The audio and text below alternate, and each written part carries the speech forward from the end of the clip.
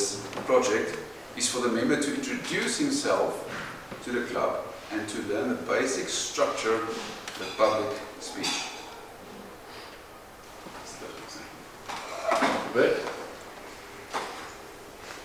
The Icebreaker, please help me welcome to the lectern, Thabo Nkuna.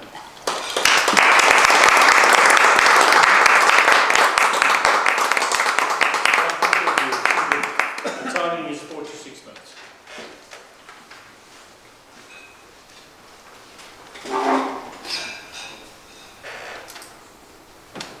My life journey. Every one of us at one point has to move from one place to another, traveling to different destinations. Coming here to attend this meeting was a journey from work or from home. But you took a leap of faith, you are here. General Lautri said, a journey of 1,000 miles begins with a single step. Toastmasters, gentlemen, allow me to introduce myself. Thabo Nkuna. I was born on the 28th of January 1976. My mother was filled with joy and celebrating like any other woman.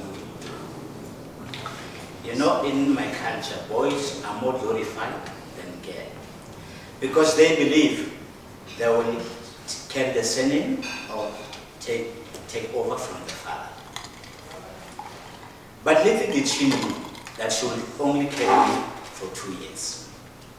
Her joy and the celebration was cut short. As a 2-year-old child, at that moment probably thinking, the mother will come back home. And hours turn to days, days turn to weeks, weeks turn to months, and months turn to years. I'm still waiting. After the death of my mother, the brother who happened to be the old in the family side of my mother had to be charged with the responsibility to take care of me, my brother. The decision was made we should be returned to my father who my mother was married to, my biological father. My mother was married in a polygamy family.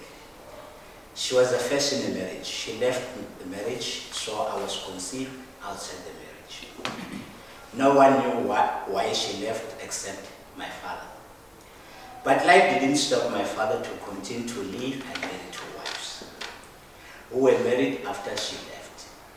When I was returned to my stepfather, according to my culture, my father became the figure because she was never divorced. He welcomed me and my brother. Although we had 2 wives and 6 children at the time, so you can imagine the setup, the chaos. The first thing he did was to change my name, which I was given, and give me Moses. As a pastor of the church, he felt the name I was given, it was not suitable for me and to my destiny. As he had explained to those around him, well, we know names have meaning. After 6 months of staying with my father, he decided to take me to my grandmother so that I can help her because she was staying alone. Staying in the village, she needed someone to take care of her. Happened to be me and available at that time. But remember, I'm only 2 years old. Indeed, she raised me to the best she knew how.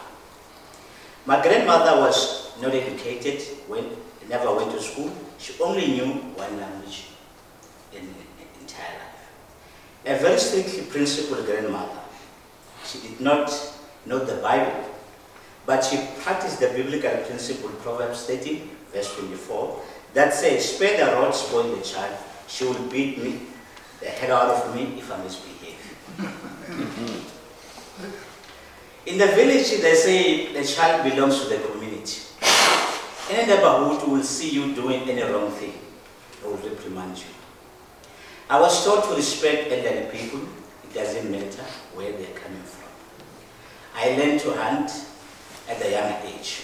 As I grow old, the skill of hunting I developed as the way of living.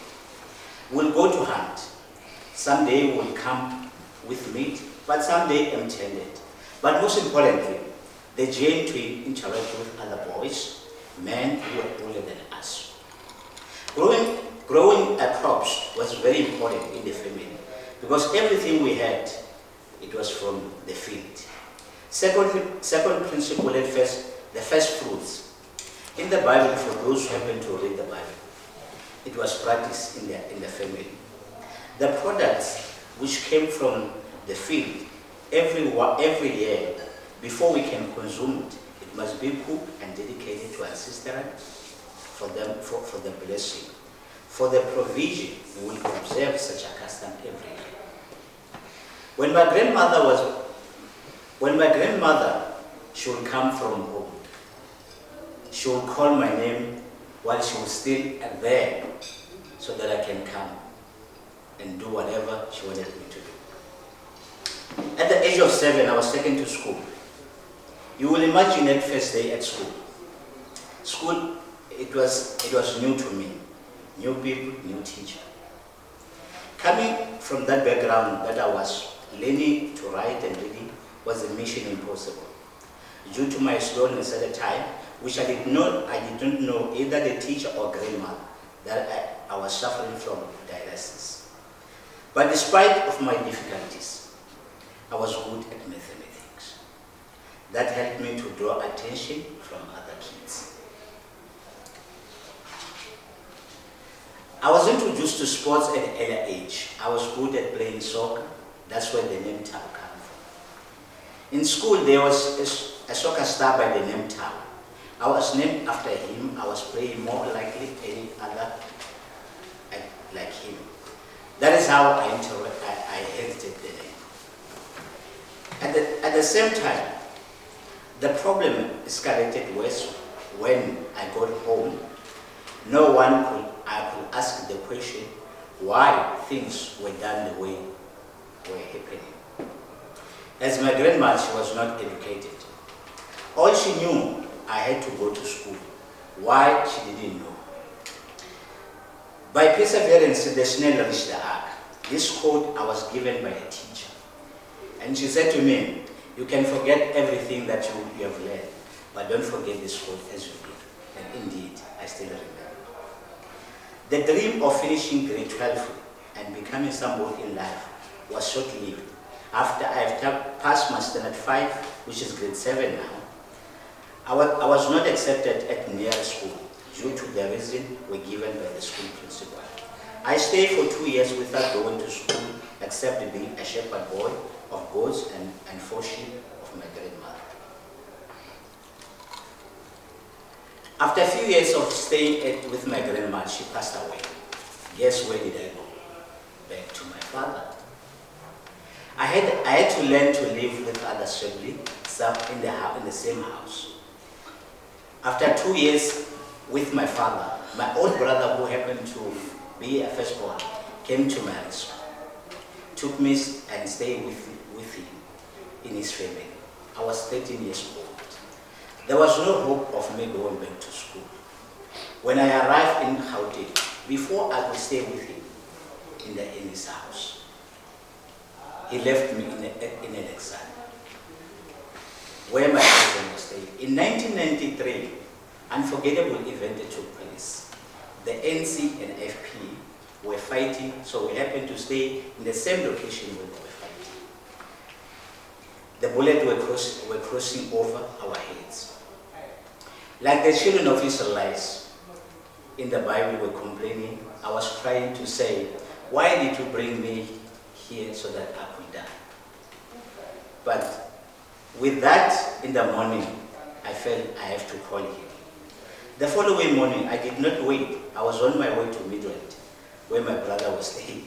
I contested, demanded, if he did not want to stay with me, rather take me back to my father. After I adhered to my demand, I stayed with him. He then took me to his work, He had a construction company, which I worked for 2 months. After 2 months, he asked me, what is it that you want to do in life? He had a house in which he built in Smithela, Polokwane. There was no one staying in the house. You can second guess who would be staying in the house. But this time, it was a different proposition. After payday, on the second week of the month, he asked me, do you still want to go back to school? I said, yes. In 2001, I was graduating my grade 12. It took longer, yet I did it. And it was worth it. Not only that, I continued to further my study at university. Thank you.